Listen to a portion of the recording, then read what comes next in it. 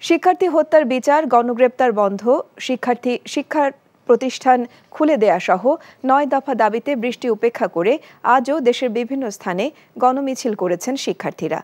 হবিগঞ্জ ও খুলনায় শিক্ষার্থীদের সঙ্গে পুলিশ ও ছাত্রলীগ নেতাকর্মীদের সংঘর্ষে আহত হয়েছেন অন্তত ৩০ জন। হবিগঞ্জে বৈষম্য বিরোধী ছাত্র আন্দোলনের ব্যানারে শিক্ষার্থীরা মিছিল বের করলে বিভিন্ন স্থানে ছাত্রলীগ ও যুবলীগ নেতাকর্মীদের বাধার সম্মুখীন হয়।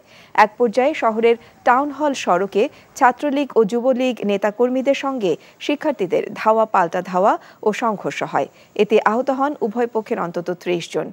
পরে জেলা আওয়ামী লীগের সভাপতি ও স্থানীয় সংসদ সদস্য আবু জাহিরের বাসভবনে হামলা চালায় আন্দোলনকারীরা।